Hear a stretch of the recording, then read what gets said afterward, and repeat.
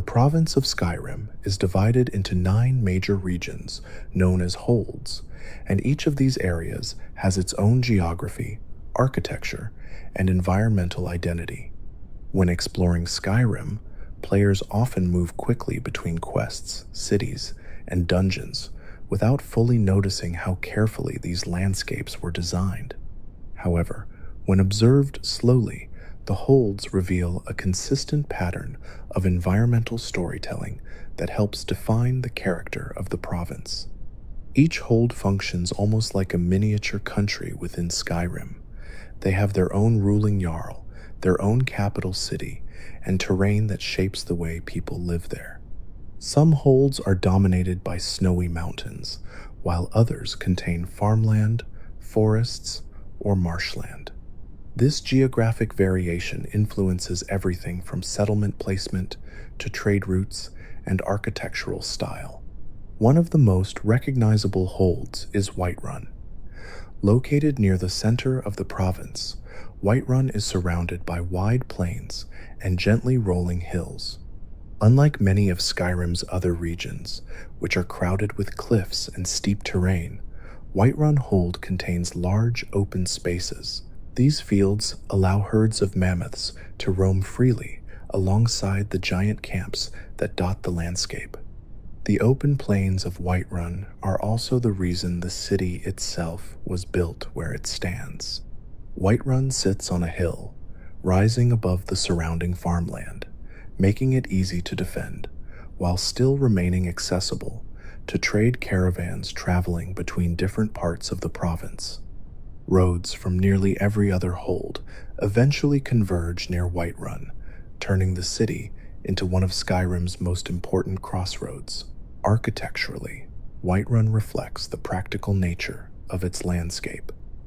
Buildings are constructed primarily from wood and stone, using steeply sloped roofs designed to shed snow during winter months. The layout of the city follows a tiered structure that gradually climbs the hill toward Dragon's Reach, the massive mead hall that serves as the seat of the Jarl. Moving north from Whiterun leads into the hold of Winterhold, which presents a completely different environment. Winterhold is dominated by frozen coastline and windswept cliffs that overlook the Sea of Ghosts. Much of the original city was destroyed long before the events of the game during a catastrophic event known as the Great Collapse. The Great Collapse caused enormous sections of land to fall into the ocean, leaving behind only a few surviving buildings perched precariously along the edge of the cliffs. Today, Winterhold is one of the smallest and most isolated settlements in Skyrim. The ruins of the old city remain scattered across the shoreline below, suggesting that the town was once far larger than it appears now. Above the remaining buildings of Winterhold stands the College of Winterhold, one of the most famous institutions in Skyrim. The college occupies a massive stone complex that extends outward over the ocean on a long stone bridge. The structure's location emphasizes the contrast between the fragile town below and the enduring magical institution above. Traveling west from Winterhold eventually leads into the forests of the Pale and the icy coastlines near Dawnstar. The Pale is one of the colder regions of Skyrim, characterized by snowy hills and sparse vegetation. Dawnstar itself sits along the northern coast and serves as a port town where ships arrive from distant provinces. Because of its coastal location, Dawnstar has long relied on fishing and maritime trade. The harbor contains docks where small vessels can unload cargo, and the nearby hills hold iron mines that contribute to the local economy. Continuing west brings travelers into the marshlands of Hjalmarch, a region that feels entirely different from the snowy mountains that dominate much of Skyrim. Hjalmarch is filled with wetlands, shallow pools, and mist-covered ground that creates an eerie atmosphere. The capital city of this hold is Morthal, a small settlement built among the swamps. The environment around Morthal limits the type of agriculture that can exist there. Instead of large farms, the area relies on hunting and small-scale trade. The fog that often blankets the marshland adds to the sense of isolation experienced by travelers passing through the region. Southwest of Hajal March lies the hold of Hafingar, home to the City of Solitude. Solitude stands on a dramatic stone arch overlooking the ocean, making it one of the most visually striking cities in the game. The massive rock formation supporting the city rises high above the water, creating a natural defensive barrier. Because of its strategic location along the coast, Solitude developed into one of the most important trade centers in Skyrim. Ships from across Tamriel dock at the city's harbor, bringing goods and travelers from distant lands. The architecture of Solitude reflects its wealth, with stone buildings and large courtyards that differ from the more rustic construction seen in other holds. To the south of Solitude lies the hold of Falkreath, which features dense forests and rolling hills rather than the frozen tundra seen elsewhere in the province. Falkreath is known for its massive graveyard, which is one of the largest cemeteries in Skyrim. The region's warm climate and abundant trees make it feel very different from the snowy northern regions. The forests surrounding Falkreath provide ample timber resources, and many of the buildings in the area are constructed using local wood. The environment also supports wildlife, such as deer, wolves, and bears, making hunting an important part of the local economy. East of Falkreath lies the hold of the Reach, a rugged region filled with towering cliffs and deep valleys. The capital city of Markarth is built directly into the stone cliffs using ancient Dwemer architecture. The Dwemer were a technologically advanced civilization that disappeared long before the events of Skyrim. Markarth's buildings are carved directly into the mountainside, giving the city a distinctive appearance compared to the wooden structures seen elsewhere in the province. Water flows through canals carved into the stone, powering various mechanical systems left behind by the Dwemer. South of Whiterun lies the hold of the Rift, a region filled with autumn-colored forests and flowing rivers.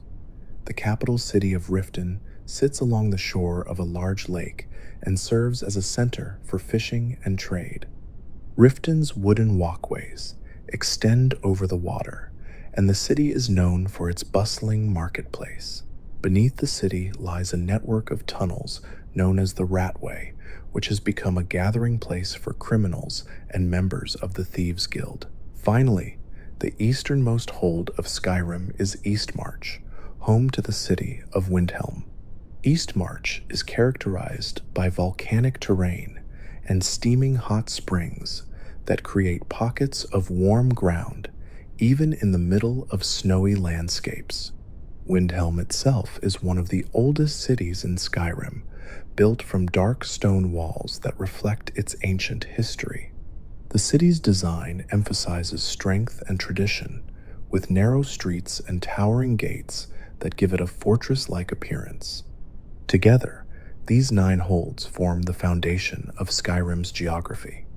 Each region contributes something unique to the province, from the open plains of Whiterun to the volcanic springs of Eastmarch. When viewed slowly and carefully, the landscape of Skyrim reveals how much thought went into shaping the world. Every mountain, forest, and coastline influences the way people live within the holds. And as travelers wander through these regions, the quiet details of the land continue to tell stories about the province long before any quest begins. One of the easiest ways to understand the world of Skyrim is by observing the cities that serve as the centers of each hold. These settlements were not designed randomly. Every city reflects the culture, environment, and history of the region surrounding it. When examined slowly, the structure of Skyrim's cities reveals careful planning that helps make the province feel believable and lived in. Unlike many fantasy games that include enormous sprawling cities, Skyrim's cities are relatively small. Most major cities contain only a few dozen buildings and a limited number of residents. However, each structure inside these settlements serves a clear purpose. Blacksmiths, markets, inns, temples, and guard barracks are positioned in ways that suggest how the town functions day to day. Whiterun provides one of the clearest examples of how a city's design reflects its environment. The city is built on a gradual slope that leads upward toward Dragon's Reach, the enormous mead hall where the Jarl governs the hold. As players enter Whiterun through the main gate, they encounter a lower district filled with stables, farms, and trading stalls. This area functions as the commercial center of the city, where merchants sell goods brought from surrounding settlements. As travelers continue uphill, they reach the Plains District, which contains homes, shops, and the famous Gildergreen tree in the central courtyard. The layout encourages movement through the city in a natural way. People arriving from outside first encounter markets and traders before gradually moving toward the political center of the hold. At the very top of the city stands Dragon's Reach, which dominates the skyline of Whiterun. Its location is not only symbolic, but strategic. By placing the Jarl's Hall at the highest point in the city, the designers created a visual reminder of authority and protection. The building overlooks the surrounding plains, giving the impression that the city's leadership watches over the entire hold. Solitude presents a completely different style of city design. While Whiterun emphasizes wooden structures and open spaces, Solitude is built from stone and arranged along a series of narrow streets that wind between tall buildings. The city sits atop a massive natural arch of rock overlooking the sea. This unusual foundation gives Solitude a dramatic appearance and also reinforces its reputation as one of the most powerful cities in Skyrim. The entrance to Solitude is reached by crossing a long stone bridge that connects the arch to the mainland. This design creates a natural choke point where guards can easily monitor anyone entering the city. Once inside the gates, visitors encounter a large courtyard leading toward Castle Dower and the Blue Palace. The Blue Palace serves as the residence of the city's ruling Jarl and reflects Solitude's wealth and political influence. The building's high ceilings and stone walls contrast sharply with the more modest halls found in other cities. Windhelm offers another distinctive architectural style. As one of the oldest cities in Skyrim, Windhelm was built using massive blocks of dark stone. The walls surrounding the city are thick and imposing, giving the settlement a fortress-like appearance. Inside the gates, Windhelm's streets are narrow and tightly packed. Buildings are arranged closely together, reflecting the city's ancient origins. Unlike Whiterun's open courtyards or Solitude's sweeping plazas, Windhelm feels enclosed and heavy, as though its structures were built to endure centuries of harsh winters. One of Windhelm's most notable locations is the Palace of the Kings, where Ulfric Stormcloak resides. The palace stands at the far end of the city, elevated above the surrounding districts. Like Dragon's Reach in Whiterun, its position reinforces the authority of the ruler who governs the hold. Riften's design introduces yet another variation. Located beside a large lake, Riften is built almost entirely from wood. The city's walkways extend over the water, and many buildings sit directly on docks supported by wooden pilings. Because of its lakeside location, Riften's layout includes numerous narrow bridges and raised pathways. These structures create a layered environment where different levels of the city connect through stairs and ramps. The canals running beneath the city eventually lead to the Ratway, a hidden network of tunnels used by criminals and smugglers. Markarth stands apart from every other city in Skyrim due to its Dwemer architecture. Unlike the wooden or stone structures found elsewhere, Markarth was carved directly into the mountainside using ancient techniques developed by the Dwemer civilization.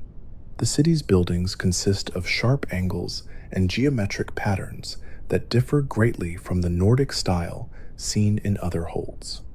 Water flows through channels built into the stone, powering mechanical systems that have continued functioning for centuries. Markarth's vertical design creates multiple levels connected by staircases and bridges. Residents move between terraces carved into the cliffs, giving the city a layered appearance that feels both ancient and mysterious. Winterhold, in contrast, feels almost empty. Once a major city, much of Winterhold collapsed into the sea during the Great Collapse. Today, only a few buildings remain standing along the cliff edge.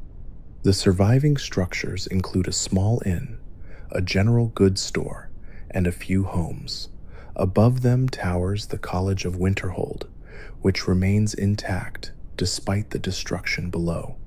The contrast between the small, struggling town and the massive, magical institution above it adds to the city's unique atmosphere. Dawnstar and Morthal represent smaller settlements that still function as hold capitals, despite their limited size. Dawnstar's buildings are arranged around a harbor where fishing boats dock along the icy coastline. Morthal sits within a swampy region where houses are spaced farther apart to accommodate the marshland terrain. Falkreath completes the list of hold capitals with a design influenced by the surrounding forests. The town's buildings are scattered across rolling hills rather than concentrated in a tight urban layout. The large graveyard, located beside the settlement, reflects Falkreath's long history and its role as a place of burial for many generations. Despite their differences, all of Skyrim's cities share certain structural elements. Each settlement contains a central gathering space, an inn for travelers, and homes for important residents. Blacksmiths are often placed near the gates to allow easy access for merchants arriving with goods.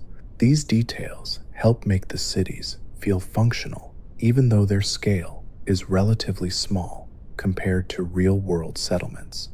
From a design perspective, the cities were built to guide players naturally through their environments.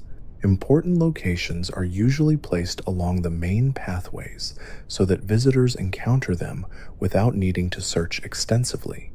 This approach allows players to quickly understand the layout of each city while still leaving room for exploration.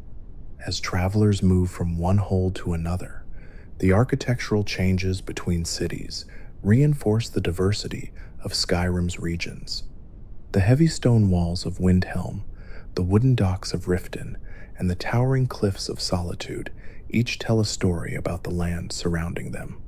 Even after hundreds of hours of exploration, returning to these cities can reveal small details that were easy to overlook before. A carved doorway, a narrow alley, or a balcony overlooking the surrounding landscape may quietly remind players how carefully the province was constructed. In Skyrim, the cities are not just places where quests begin or end. They are reflections of the world itself, shaped by geography, history, and the people who continue to live within their walls. Across the province of Skyrim, travelers will frequently encounter inns and taverns scattered along roads, inside cities, and deep within remote settlements. These buildings may seem like simple resting places where the player can rent a bed, buy food, or listen to rumors. However, when examined carefully, Skyrim's inns reveal a surprising amount of environmental storytelling.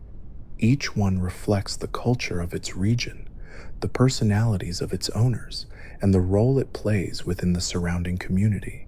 Inns in Skyrim generally serve three major functions. First, they provide food and lodging for travelers moving between holds. Second, they act as social centers where residents gather to share news and stories. Third, they function as information hubs where rumors and quests often originate. Because of these roles, inns are some of the most consistently detailed interiors in the game. One of the most familiar inns is the Bannered Mare, located in Whiterun. This tavern sits directly in the Plains District, near the city's central market. Its location ensures that both locals and travelers naturally pass by its doors while moving through the city. Inside the Bannered Mare, the layout follows a classic Nordic tavern design. A large hearth sits near the center of the room, providing warmth and light. Wooden tables surround the fire where patrons sit and drink mead while listening to bards perform songs. The bar area is located toward the back wall, where the innkeeper serves food and drinks. The architecture emphasizes warmth and comfort. Thick wooden beams support the roof, and the walls are decorated with simple shields and banners. Upstairs, small private rooms contain beds where travelers can rest for the night. Despite its welcoming atmosphere, the Bannered Mare also contains subtle details that reflect the politics of Whiterun. Some patrons openly support the Stormcloaks, while others remain loyal to the Empire. Conversations overheard inside the tavern often reference the ongoing civil war, reminding visitors that even peaceful places are affected by larger conflicts. Moving east to the city of Riften reveals a very different tavern environment. The Bee and Barb sits near the center of the city, close to the canals that run through Riften's streets. Because Riften is known for its criminal activity and connections to the Thieves' Guild, the Bee and Barb often attracts a more suspicious group of patrons. Inside the tavern, the atmosphere is slightly darker and more crowded than many other inns. Wooden beams stretch across the ceiling, and lanterns provide most of the lighting rather than large open fires. The arrangement of tables creates narrow pathways between groups of customers, making the room feel somewhat cramped. Many conversations inside the Bee and Barb hint at the underground activities taking place in Riften. Travelers may overhear discussions about missing shipments, suspicious merchants, or rumors connected to the Thieves' Guild operating beneath the city. Despite these darker undertones, the inn still serves as an important meeting place for residents. Workers from nearby shops gather there after long days, and travelers passing through Riften stop in for food and shelter. Far to the north, along the frozen coastline, sits the Wind Peak Inn in Dawnstar. This tavern faces the icy waters of the Sea of Ghosts and reflects the harsh climate of the region. The building itself is constructed from thick timber, designed to withstand powerful winter storms. Inside, the interior is slightly quieter than many city taverns. Dawnstar is a smaller settlement, so the inn rarely becomes as crowded as those found in larger cities. The hearth remains the focal point of the room, providing warmth against the cold winds blowing in from the sea. The Wind Peak Inn also serves as a gathering place for sailors and fishermen working along the coast. Conversations here often revolve around fishing conditions, sea travel, and rumors of strange sightings in the northern waters. Traveling south into the forests of Falkreath leads to Dead Man's Drink, one of the most atmospheric taverns in the province. Falkreath itself is known for its massive graveyard and its long history as a burial site for many of Skyrim's warriors. The name Dead Man's Drink reflects this connection to death and remembrance. Inside the tavern, the lighting is warm but subdued, and the wooden walls create a quiet and reflective atmosphere. Unlike the more lively taverns found in larger cities, Dead Man's Drink often feels calm and relaxed. Hunters returning from the surrounding forests gather here to eat and share stories about their journeys. The inn's slower pace reflects the quieter lifestyle of Falkreath's residents. In the ancient city of Windhelm, travelers will find Candlehearth Hall.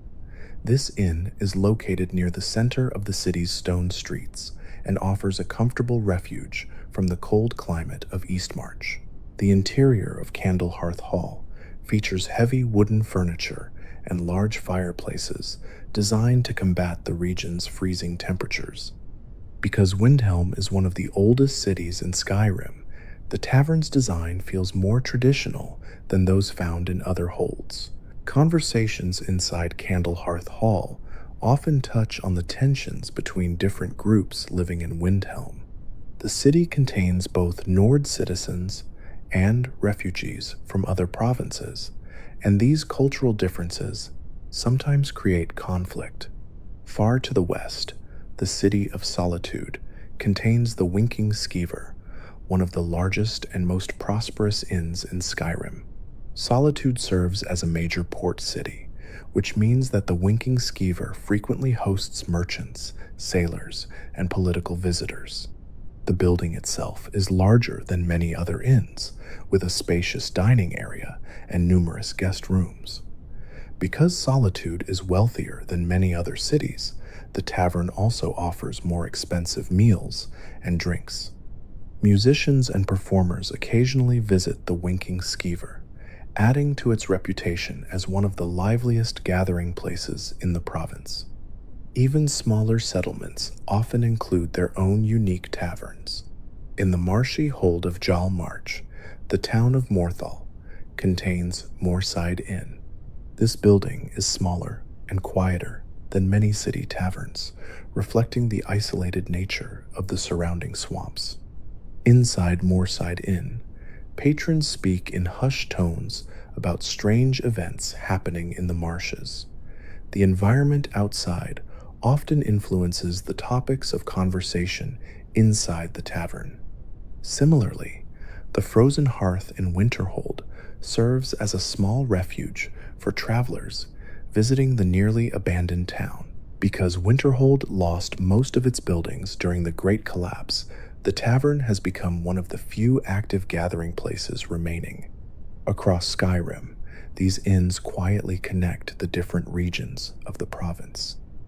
Travelers moving between holds often stop at taverns along the way, creating opportunities for information to spread between settlements.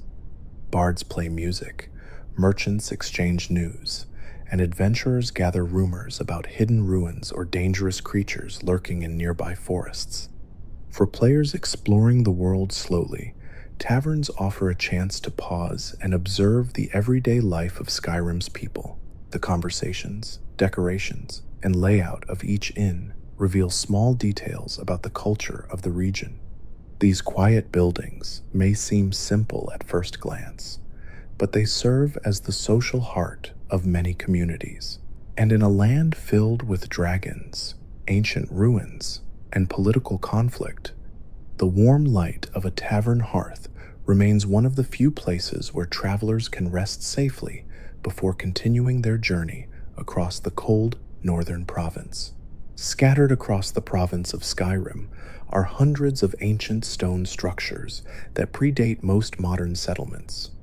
These locations are commonly known as Nordic ruins, and they form one of the most recognizable types of dungeon environments in the game.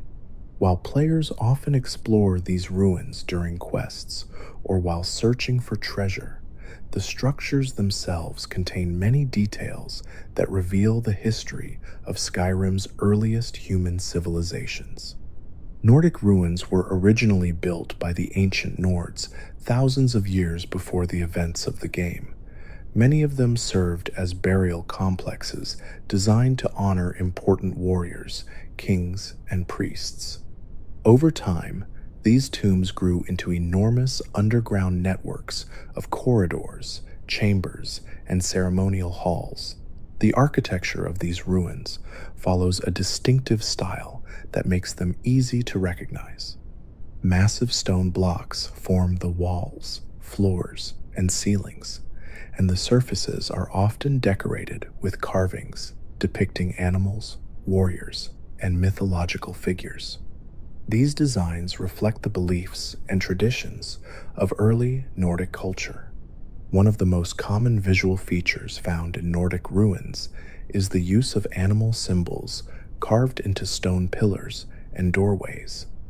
These animals often include bears, owls, snakes, and foxes. In many cases, the symbols appear as part of puzzle mechanisms that control the opening of large stone doors deeper inside the ruins. These puzzles usually involve rotating stone pillars to align the correct animal symbols in a specific order. While the puzzles themselves are simple, they hint at the cultural importance of these animals to ancient Nordic society. Each creature likely represented certain traits, such as strength, wisdom, or cunning. Another common feature of Nordic ruins is the presence of burial chambers containing stone coffins known as sarcophagi. These coffins hold the remains of warriors who were buried with weapons, armor, and personal belongings. Many of these ancient warriors have become undead creatures known as draugr. Draugr are among the most frequently encountered enemies inside Nordic ruins. According to Skyrim's lore, these undead beings were once powerful warriors who served their leaders in life and continue guarding their tombs in death. Over centuries, their bodies have decayed, but their loyalty to their ancient rulers remains. The presence of draugr also reveals something about the burial practices of early Nordic culture. Unlike simple graves, these tombs were designed to house warriors who were expected to remain vigilant even after death.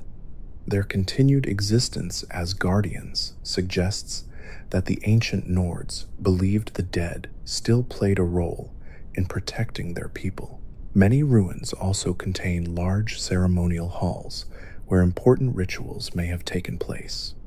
These chambers are usually larger than surrounding corridors and often contain elevated platforms or thrones where ancient leaders once sat.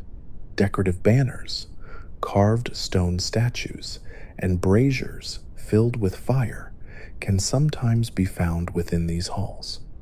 The scale of these chambers indicates that Nordic ruins were not just burial sites, but also places of ceremony and remembrance. Families and communities may have gathered there to honor the memory of their ancestors.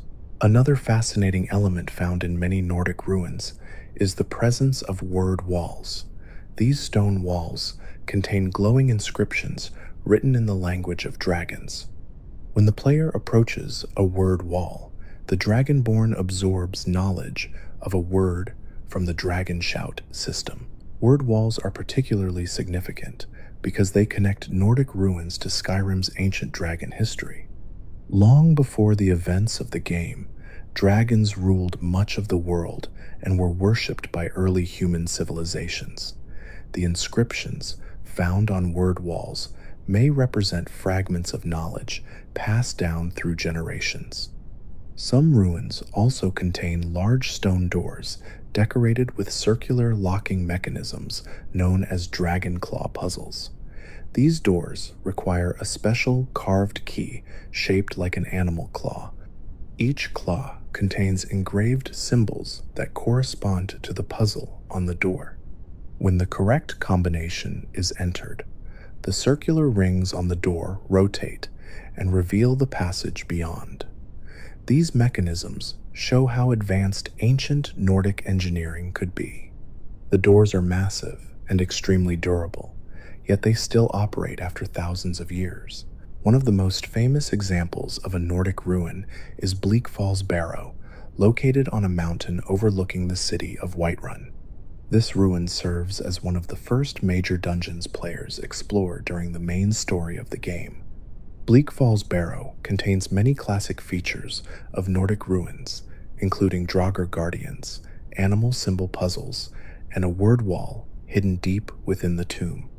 The location also offers a clear view of the surrounding plains, suggesting that ancient builders intentionally placed the structure where it could be seen from great distances. Another well-known ruin is Labyrinthian, a vast underground complex located in the mountains of central Skyrim. Labyrinthian is much larger than most Nordic ruins and contains multiple sections connected through long corridors and chambers. The ruins of Labyrinthian are tied closely to Skyrim's magical history. The location once served as an important site for ancient magical study before eventually becoming abandoned. Across Skyrim, these ruins vary greatly in size and complexity. Some are small burial chambers containing only a few rooms, while others stretch deep underground with dozens of interconnected passages.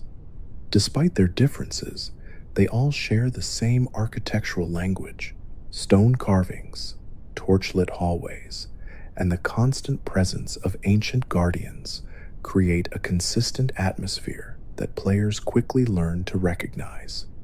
Many ruins have also become homes to modern inhabitants, such as bandits or necromancers.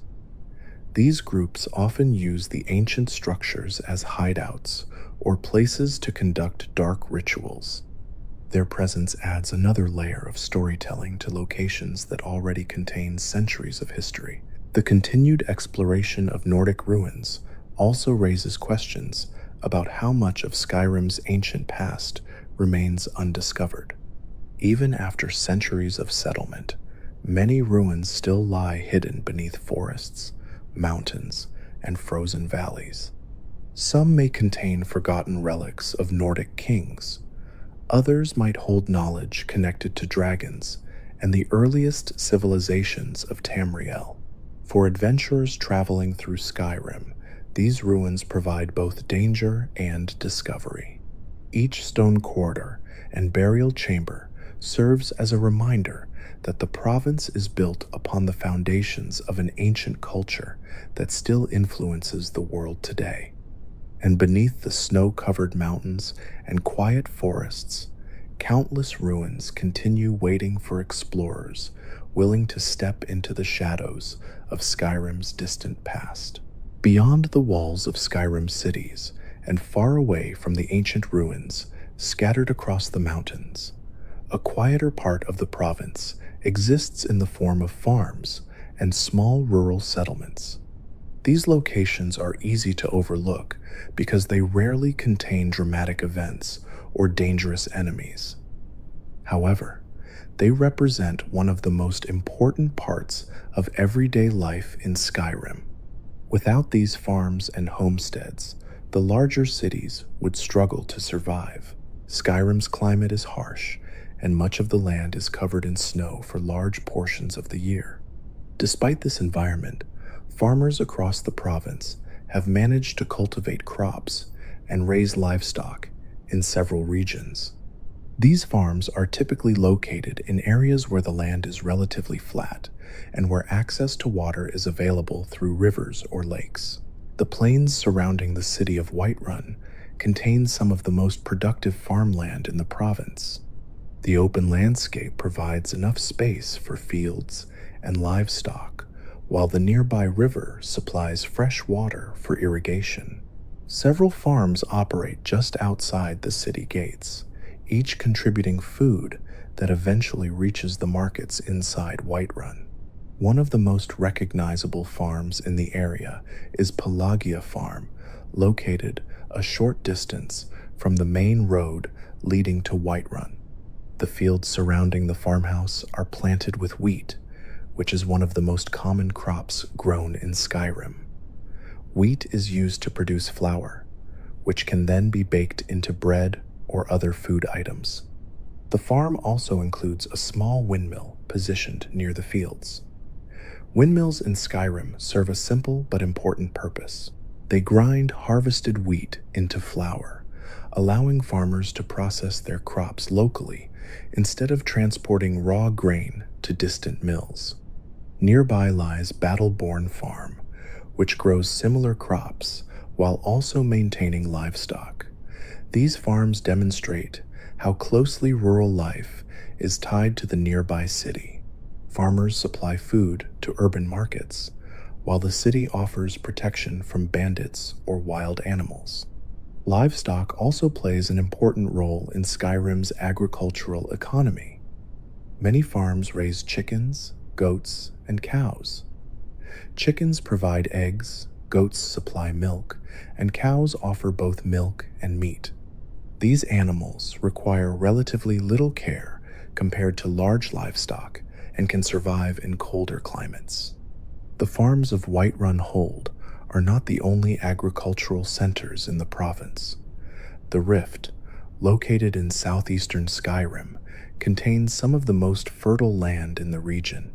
The forests surrounding the city of Riften provide protection from strong winds, while the nearby lake offers abundant fresh water. Because of these advantages, farms in the Rift are able to grow a wider variety of crops than those found in colder holds. Cabbages, potatoes, leeks, and gourds can all be found growing in fields throughout the region.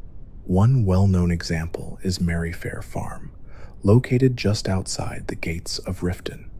The farm sits beside the main road and produces vegetables that are sold in the city's marketplace. The presence of a nearby lake also allows fishermen to supplement their income by catching fish that can be traded or eaten locally. Fishing itself is another important part of rural life in Skyrim. Settlements located near rivers or lakes often maintain small docks where residents keep fishing boats. These boats are used to catch salmon and other fish that swim through the waterways.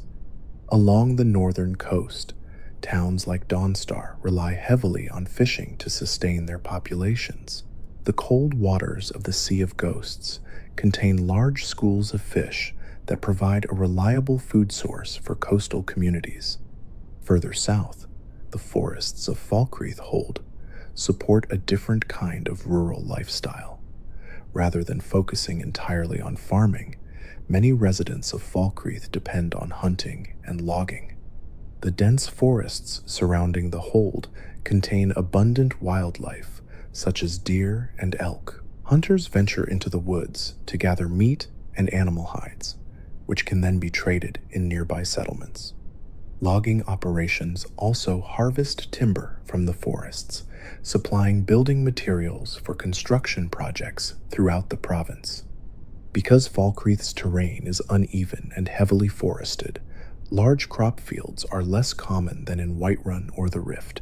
Instead, small farms are scattered among the trees, growing only enough food to support local families. Even in the colder northern regions of Skyrim, some farming activity still occurs. In places like Dawnstar and Winterhold, the growing season is shorter due to the harsh climate. However, certain hardy crops can still survive in these conditions. Cabbages and potatoes are particularly well suited to colder weather and appear frequently in northern farms. These crops require less warmth than other vegetables and can be harvested before the winter snow becomes too severe. In many cases, farms in these regions operate on a smaller scale, producing just enough food to support a handful of households. Another interesting detail about Skyrim's farms is the way they are arranged within the landscape. Most farms are built close to major roads or near city gates. This placement allows farmers to transport their goods easily to nearby markets. The roads connecting these farms to cities are often well traveled by merchants and travelers. As a result, farms sometimes become small resting points where travelers can purchase food or briefly stop during long journeys. Some farms even contain small houses where workers live year-round. These homes are typically simple wooden structures with a central fireplace for warmth during the winter months. Inside, the furnishings are modest but functional. Beds, tables, Cooking pots and storage containers fill the small rooms, reflecting the practical lifestyle of the people who live there. In addition to crops and livestock, many farms maintain beehives. Bees produce honey, which can be used as a sweetener or brewed into mead. Honeycomb is also valuable as an ingredient in cooking and alchemy. Beekeeping requires relatively little space and can be practiced even in colder regions. As a result, beehives appear on farms throughout the province. Despite their peaceful appearance, farms in Skyrim sometimes face dangers from bandits, wild animals, or even dragons. Because these locations are often isolated, farmers rely on nearby cities for protection. Guards patrol the roads surrounding major settlements, helping to reduce the threat of attacks. However, the wilderness of Skyrim is vast, and not every farm receives constant protection. For this reason, many farmers keep weapons close at hand. Axes, bows, and hunting knives can often be found inside farmhouses, ready to be used if danger approaches. Although farms rarely play a major role in the main story of Skyrim, they quietly support the entire province. The vegetables sold in city markets, the bread baked in taverns, and the meat served in meals all originate from these rural communities. Travelers passing through the countryside may see farmers tending crops under the open sky or animals grazing peacefully in fenced pastures. These small scenes help create the sense that Skyrim is not just a land of heroes and dragons, but also a place where ordinary people work every day to maintain their homes and families. In the quiet fields outside the cities, life continues at a slower pace.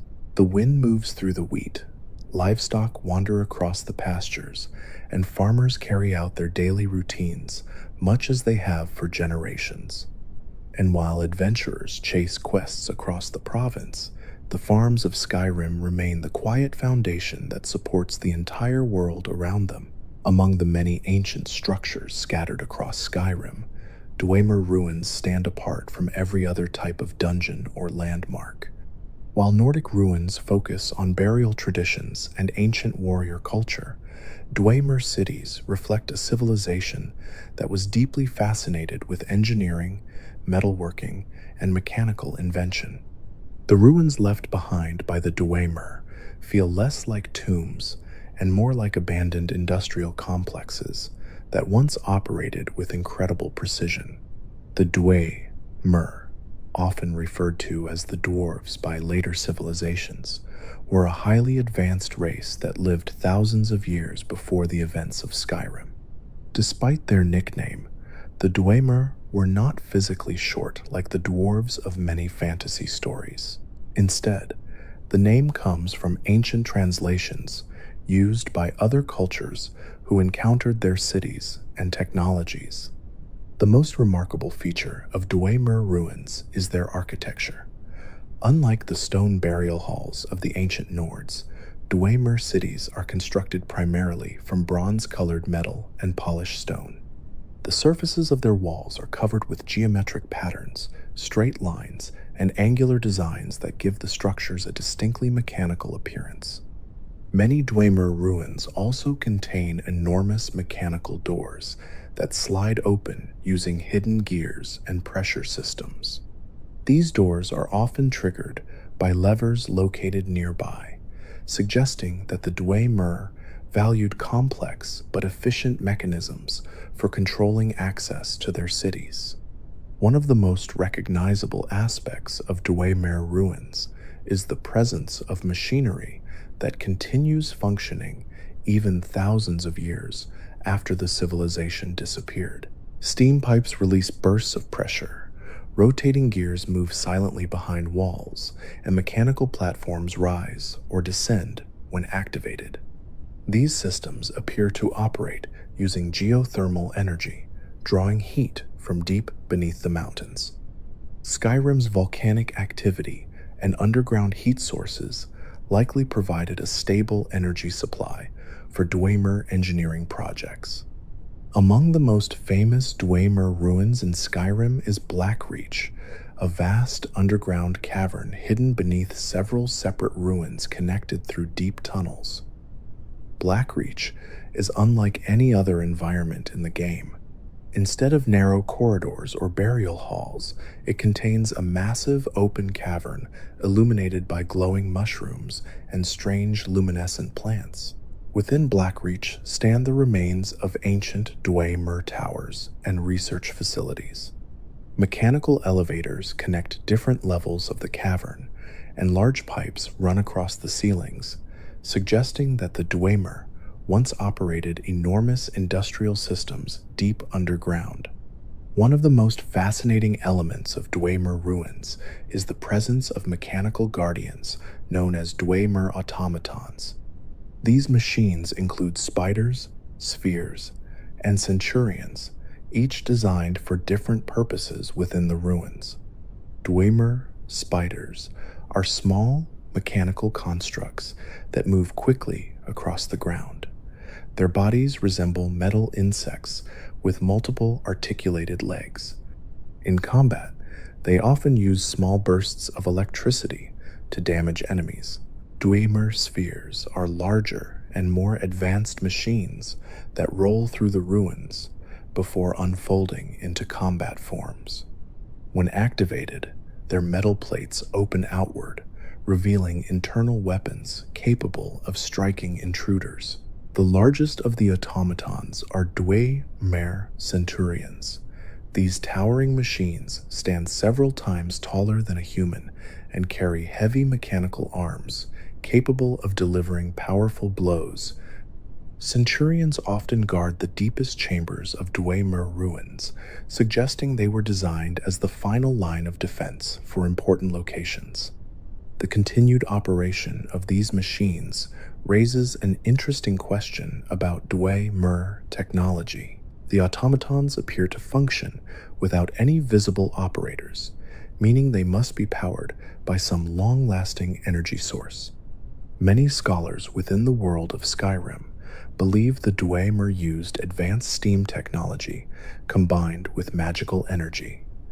This combination allowed their machines to remain active for centuries without maintenance. Another important feature of Dwemer ruins is the presence of tonal architecture. This concept refers to the Dwemer belief that reality itself could be manipulated through sound and vibration. According to ancient texts, Dwemer engineers developed machines capable of altering physical structures using carefully tuned frequencies. Some puzzles within Dwemer ruins involve striking resonators or activating mechanisms that respond to sound.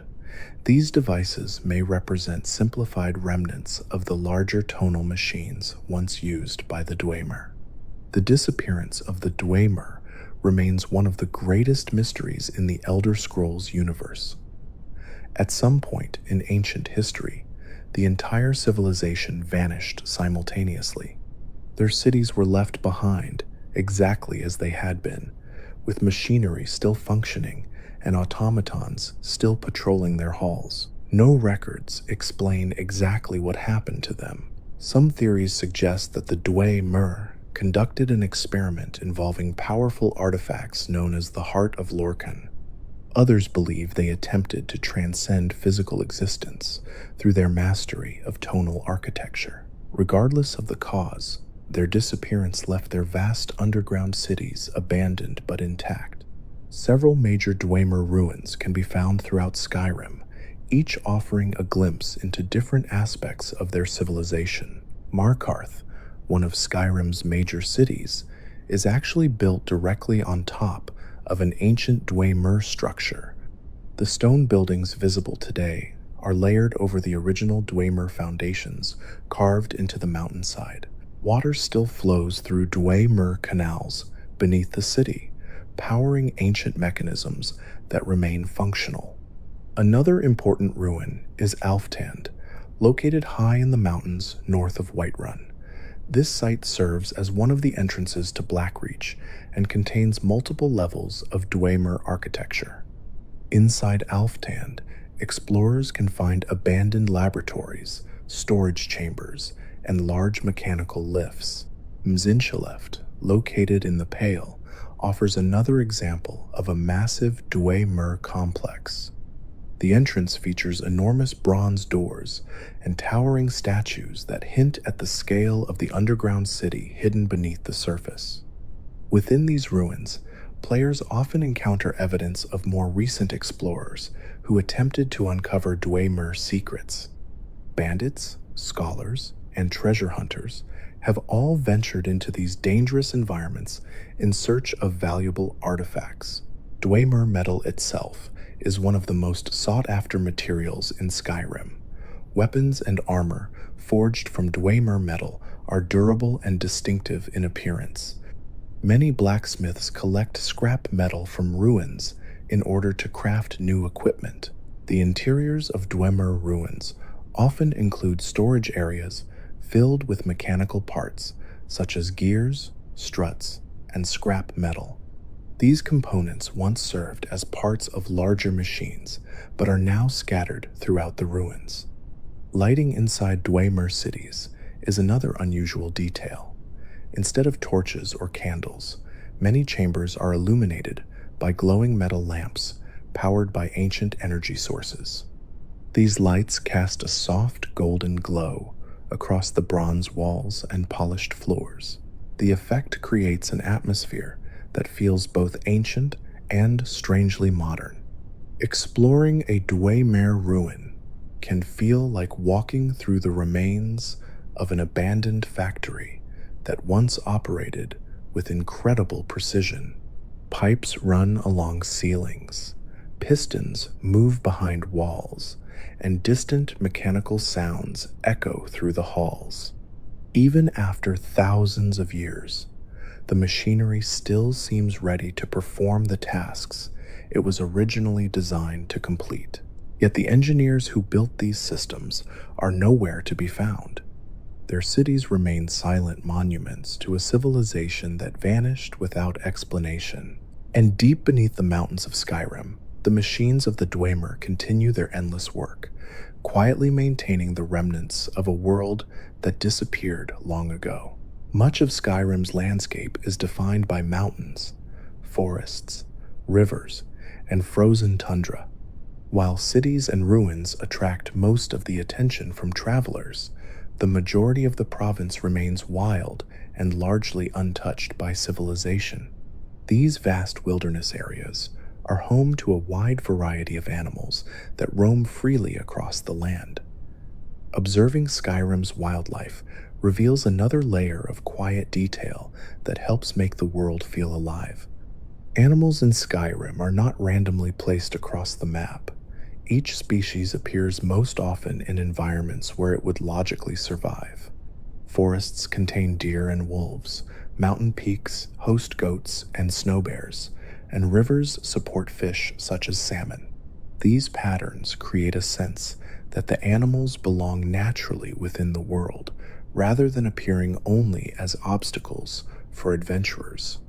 One of the most commonly encountered animals in Skyrim is the deer. Deer can be found grazing in open fields, forests, and near rivers. They usually travel alone or in small groups and are easily startled by approaching players. When frightened, they quickly run away into nearby trees or over hills. Deer play an important role in the ecosystem of Skyrim. They provide a food source for predators such as wolves and bears, and their hides are used by hunters to craft leather armor and other goods. Their presence in forests and meadows also adds movement to otherwise quiet landscapes. Elk appear less frequently, but share many similarities with deer. They are larger and more imposing animals with long antlers that make them easy to recognize from a distance. Elk are often seen in mountainous regions or open tundra areas where there is plenty of space to roam. Unlike deer, elk sometimes stand their ground when threatened. While they usually avoid confrontation, they are capable of defending themselves if cornered. Predators are also an important part of Skyrim's wildlife. Wolves are among the most common predators encountered by travelers. Packs of wolves roam forests and plains, searching for prey. Their behavior reflects typical pack hunting strategies. One wolf often approaches directly, while others circle from the sides. Despite their aggressive behavior toward players, wolves are an essential part of the province's ecosystem. By hunting deer and other animals, they help maintain balance within the wildlife population. Bears represent one of the most dangerous animals found in Skyrim's forests. These large predators inhabit wooded areas and mountain slopes where they hunt for food. Unlike wolves, bears are usually solitary creatures and defend their territory fiercely. When a bear senses a nearby threat, it often rises onto its hind legs before charging forward with powerful attacks. Many travelers quickly learn to avoid bears unless they are prepared for a difficult fight. Two main types of bears appear in Skyrim. The standard brown bear lives in forests and lower mountain regions, while the snow bear inhabits colder environments such as high mountain peaks and northern tundra. Snow bears are particularly dangerous due to their greater strength and the harsh terrain in which they are found. Another interesting creature found throughout Skyrim is the saber cat. These large feline predators resemble massive mountain lions with long curved fangs. Saber cats prefer rocky hills and mountain passes where they can ambush prey from elevated positions. Unlike wolves or bears, saber cats rely heavily on stealth. They often remain hidden behind rocks or tall grass before suddenly lunging toward their target. This ambush behavior makes them especially dangerous for travelers walking through narrow mountain paths.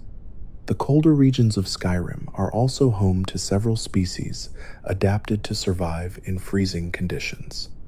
One such creature is the ice wolf, a pale variant of the standard wolf that inhabits snowy environments.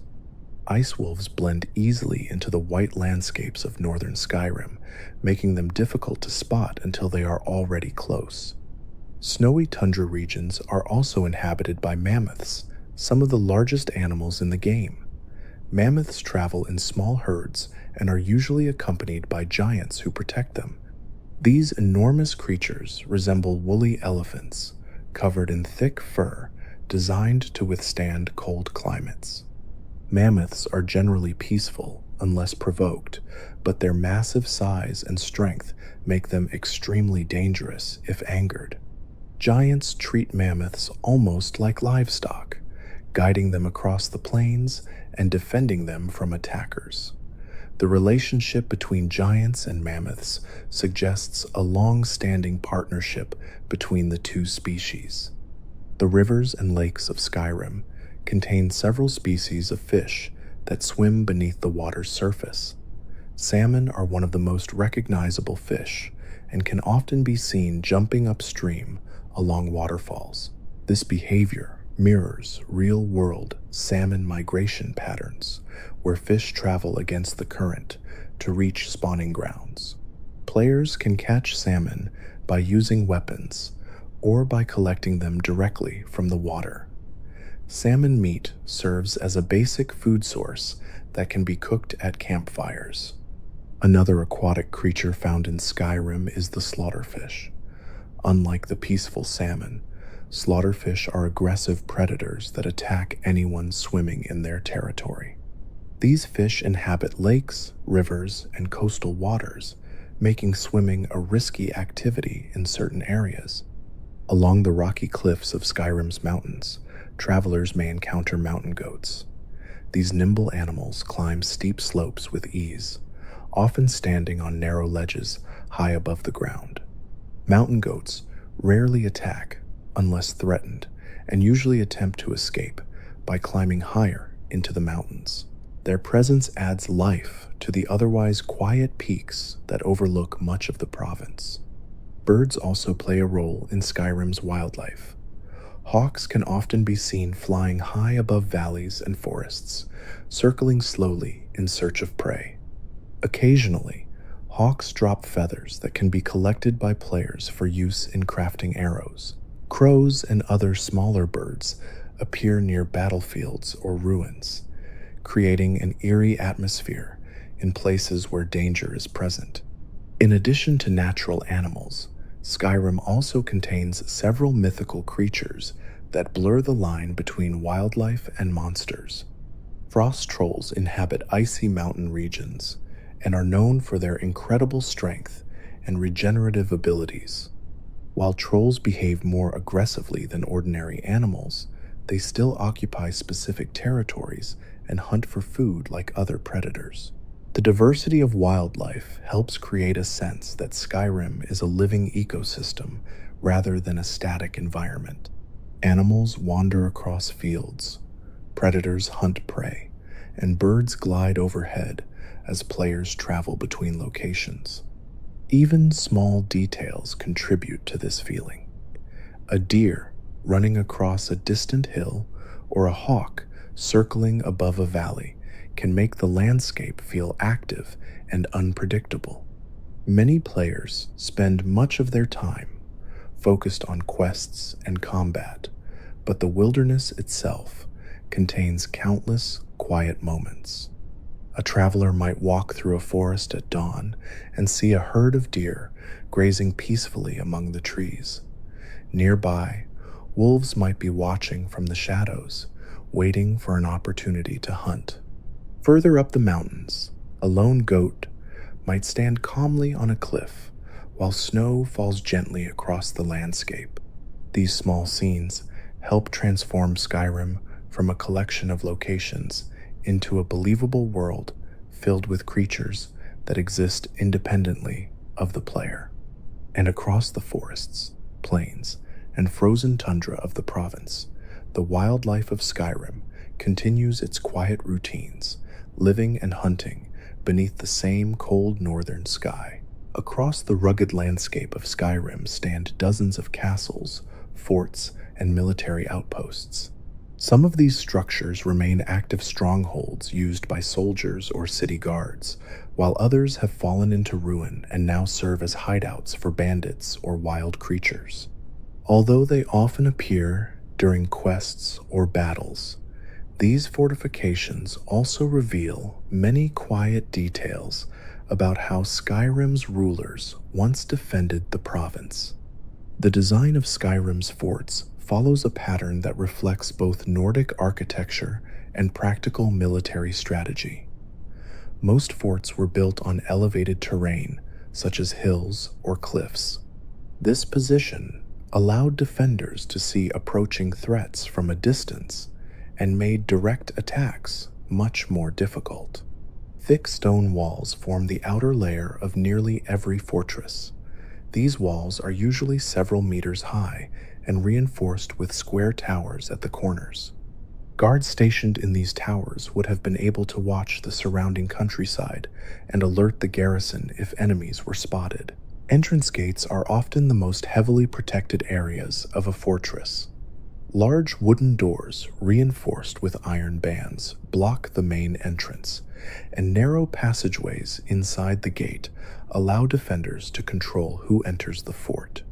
In some cases, the gate corridor includes murder holes or small openings above the passage where defenders could drop rocks or shoot arrows at attackers below.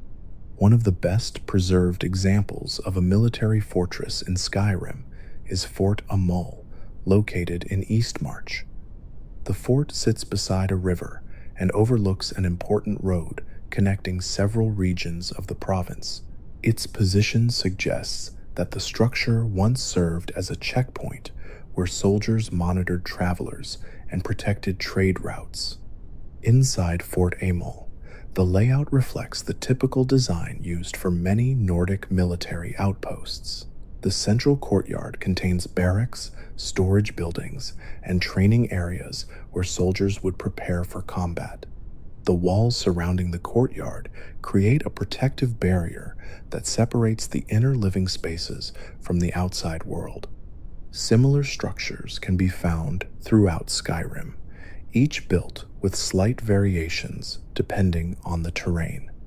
Some forts include underground chambers carved into the rock beneath the walls. These spaces may have been used for storing supplies such as food, weapons, and armor. Food storage was especially important for isolated forts located far from major cities. Soldiers stationed in these outposts needed enough supplies to survive long winters when travel between regions became difficult due to heavy snow.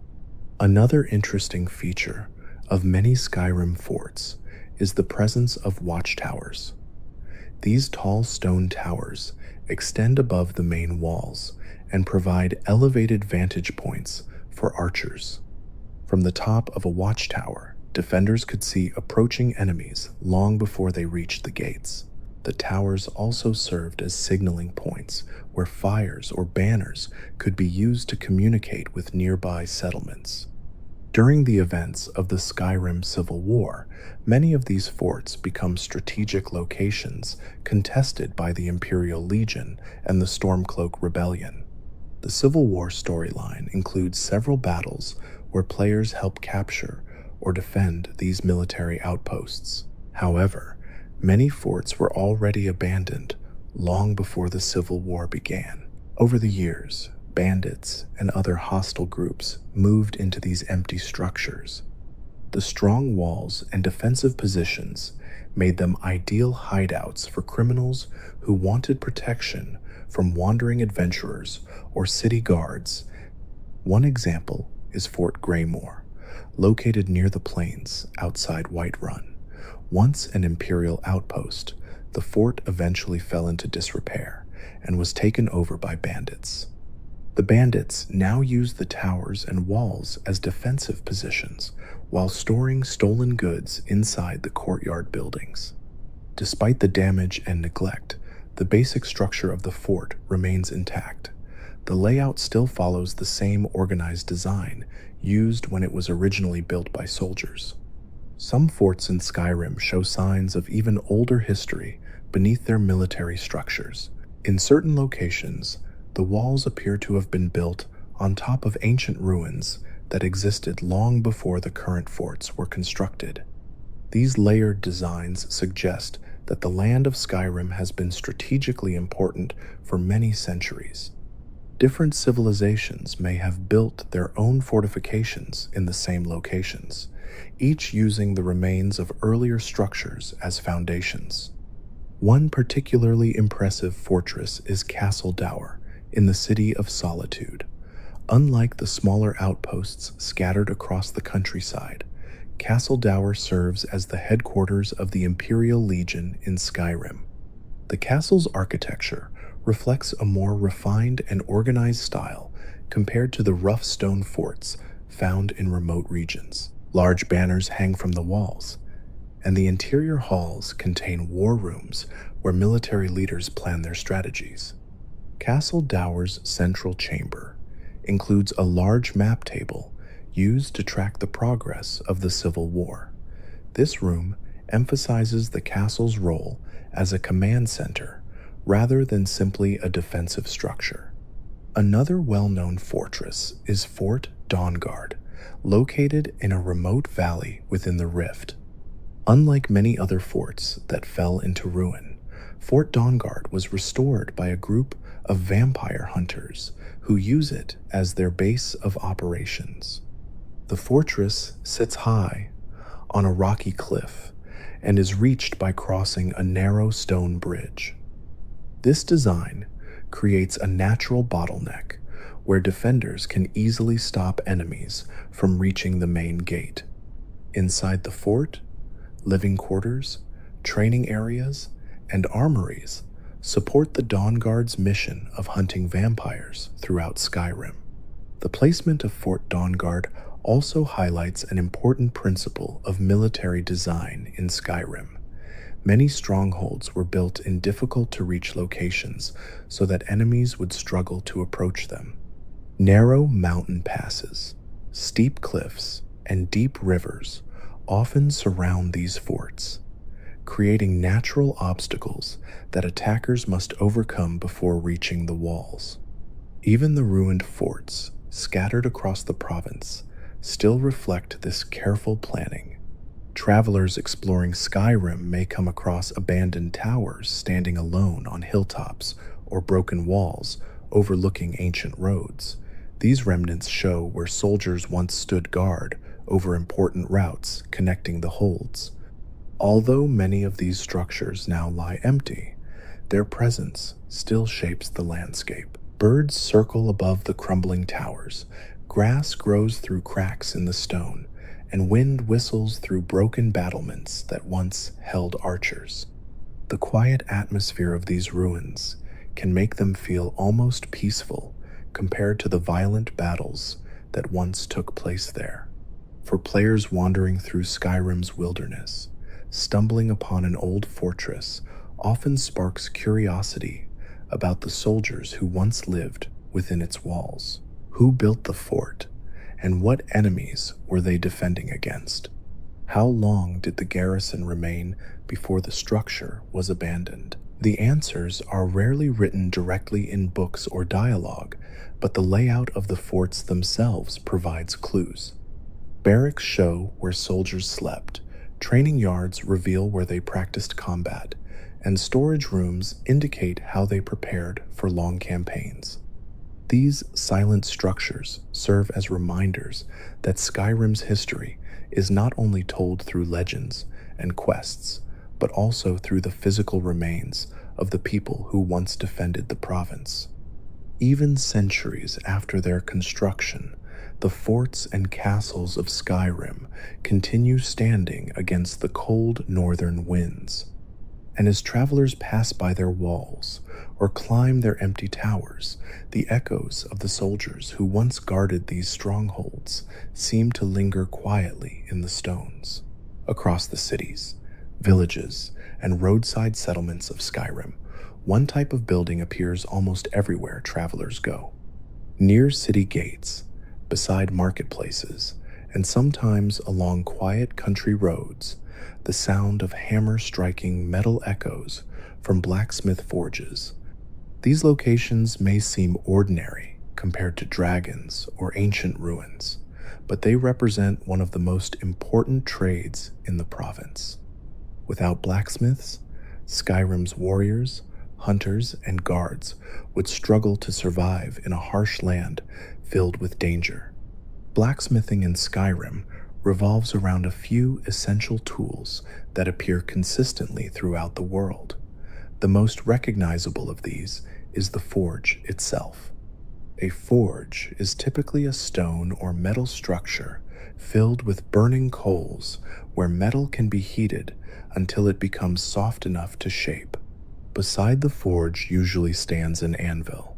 The anvil is a heavy metal block used as a surface where heated metal can be hammered into weapons, armor, or tools.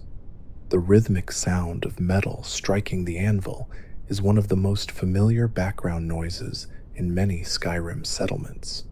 Another important piece of equipment is the grindstone. After a weapon is forged, it can be sharpened on the grindstone by rotating the stone wheel while pressing the blade against its surface. This process restores the sharp edge of swords and axes that have been worn down through combat. Nearby, players can also find workbenches used for improving armor. These wooden stations allow smiths to reinforce pieces of armor by adding extra metal plates or tightening joints that may have loosened over time. These four tools forge, anvil, grindstone, and workbench form the foundation of nearly every blacksmith's workspace in Skyrim. One of the first blacksmiths many players encounter is Adrienne Avenici in the city of Whiterun. Her forge sits just inside the main gate of the city, making it one of the first buildings travelers see when entering Whiterun. This placement is not accidental. Historically, blacksmiths were often located near city entrances so that merchants and soldiers arriving from distant roads could repair their equipment immediately upon arrival. Adrian's forge operates throughout the day, and she can often be seen working the anvil while sparks fly from the metal she is shaping. Her shop sells weapons, armor, and crafting materials such as iron ingots and leather strips. Her father, Proventus Avenici, serves as the steward of Dragon's Reach, which quietly connects the blacksmith shop to the political leadership of the city. Although Adrian focuses on practical work, her family's position reflects how important skilled craftsmen were within Skyrim's social structure. Moving east to the city of Riften reveals another blacksmith shop with its own unique layout. The Scorched Hammer sits beside the city's marketplace near the canals that run through Riften's streets. Unlike the open-air forge in Whiterun, the Scorched Hammer includes an indoor workshop where much of the metalworking takes place. The location of this forge near the central market suggests that many of Riften's merchants depend on the blacksmith to repair tools and weapons. Given Riften's reputation as a hub for smugglers and thieves, it is likely that many customers prefer to keep their transactions quiet. In the northern port city of Solitude, blacksmith work is handled by Behrend, who operates a forge near the entrance of the city. Solitude is one of the wealthiest cities in Skyrim, and the equipment sold there often reflects the city's higher standard of living. Behrend's forge sits close to the gates, where Imperial soldiers frequently pass through. Because Solitude serves as the headquarters of the Imperial Legion in Skyrim, the blacksmith likely performs regular repairs for military equipment. Another interesting forge appears in the ancient city of Markarth. This city is built on top of Dwemer ruins, and the blacksmith shop reflects that unusual environment. The forge is integrated into the stone architecture left behind by the Dwemer, with metal platforms and channels guiding water through the city.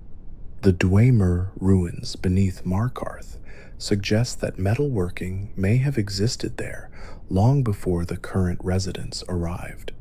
Ancient Dwemer machines once produced complex metal parts, and modern blacksmiths may unknowingly benefit from the infrastructure left behind by that vanished civilization.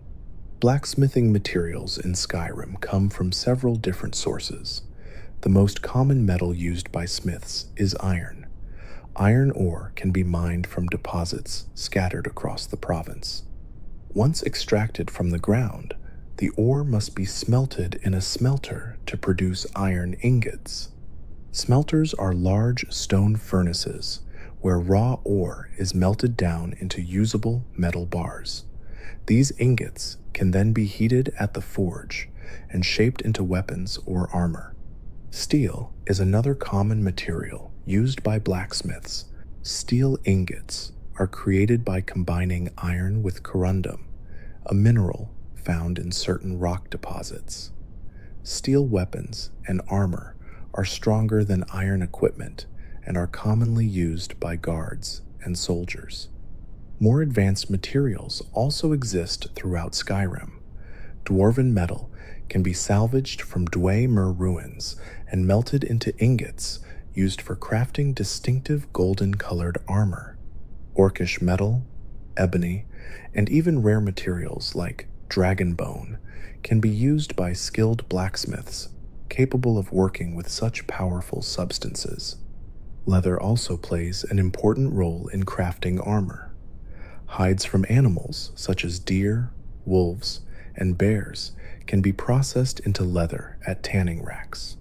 Leather strips are then used to secure metal plates together when constructing armor. Because of the importance of leather, hunters often sell animal pelts to blacksmiths or traders who convert them into crafting materials. The presence of blacksmith shops in nearly every city highlights how essential metalworking is to survival in Skyrim. Weapons must be repaired after battles. Armor needs reinforcement to remain effective, and tools require maintenance to stay functional. Even ordinary citizens rely on blacksmiths to produce farming tools such as axes and hoes. Despite their importance, blacksmiths often live modest lives focused on their daily work. Their shops open early in the morning and remain active throughout the day as customers arrive with requests. The steady rhythm of hammer-striking anvil becomes part of the background soundscape of Skyrim's cities. Travelers walking through a marketplace may hear sparks crackling from a nearby forge, while a smith carefully shapes a new blade. Sometimes apprentices assist the master blacksmith, learning the trade by watching and practicing simple tasks. Over time, these apprentices may eventually open their own forges in distant settlements. Even the Dragonborn can learn the craft of blacksmithing by studying the techniques used at these forges. Through practice, players can improve their skills and create powerful weapons and armor using materials gathered during their travels. Yet despite the heroic adventures taking place across Skyrim, the blacksmith's role remains steady and practical. While dragons soar overhead and ancient ruins hide forgotten treasures, blacksmiths continue their quiet work beside glowing forges. They shape the metal that warriors carry into battle, repair the armor that protects travelers on dangerous roads, and provide tools that allow farms and cities to function.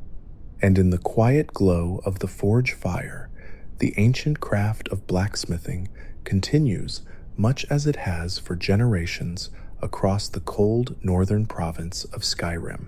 Across the snowy mountains, forests, and plains of Skyrim stretches a network of roads connecting the province's cities, towns, and settlements. These roads may seem like simple pathways used to travel between locations, but they quietly play an important role in shaping the everyday life of the world. Without them, merchants could not move goods between holds. Travelers would struggle to navigate the wilderness, and communication between cities would become much more difficult. Most roads in Skyrim are made from packed dirt or stone, winding carefully through the natural terrain. Instead of cutting straight lines across the landscape, the roads follow the shapes of valleys, rivers, and mountain passes. This design reflects how real-world roads often develop over time, gradually adapting to the geography rather than reshaping it. One of the most traveled roads in Skyrim runs through Whiterun Hold, because Whiterun sits near the center of the province. Many routes from other holds eventually pass through its plains. Caravans carrying goods between Solitude, Windhelm, Riften, and Markarth frequently cross this region. The plains surrounding Whiterun provide wide open space that makes road construction easier than in the more mountainous regions of Skyrim. As a result, the roads here are relatively smooth and direct compared to those found in other holds. Traveling along these roads often reveals one of the most recognizable groups in the province, the Khajiit trading caravans. These merchants travel between cities, selling exotic goods imported from distant lands. Their camps can sometimes be found outside city gates, where they set up tents and wagons while waiting for permission to enter. The Khajiit caravans usually include several traders accompanied by guards who protect the group from bandits or wild animals. Their brightly colored clothing and distinctive accents make them stand out among the more traditional Nordic settlements of Skyrim. Another type of traveler commonly encountered along the roads is the wandering bard or pilgrim. Bards often move between inns and taverns, performing songs in exchange for food or coin. Pilgrims, on the other hand, travel to sacred locations, such as shrines dedicated to the divines. These individuals often carry little more than a walking staff and simple clothing, reflecting their quiet lifestyle focused on music or faith. Not all travelers are peaceful. Bandits frequently hide near roads where they can ambush passing merchants or lone adventurers. Many bandit camps are positioned beside narrow mountain passes or forest paths where visibility is limited. From these hidden locations, Bandits watch the road and wait for opportunities to attack. Their camps usually include tents, campfires, and stolen supplies gathered from previous raids. Because of this danger, guards patrol certain sections of the roads near major cities. These patrols consist of soldiers who travel back and forth along the routes to discourage bandit activity. While guards cannot cover every road in Skyrim, their presence helps protect travelers near the more populated regions.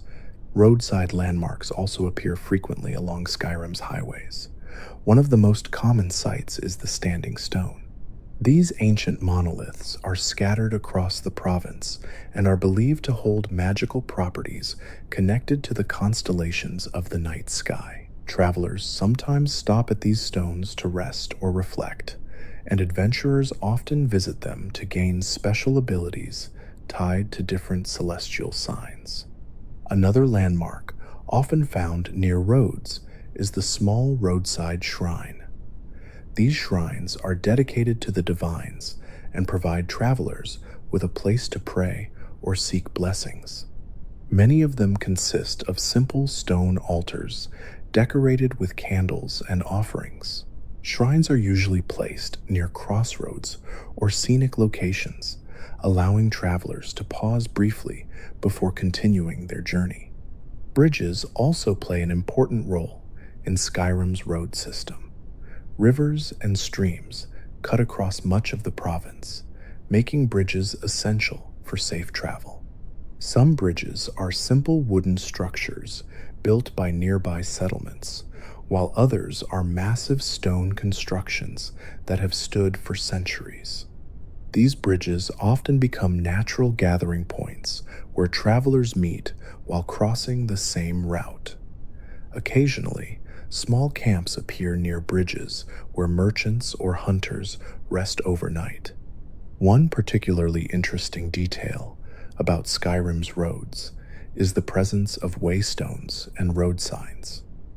These markers help travelers determine which direction leads to nearby cities.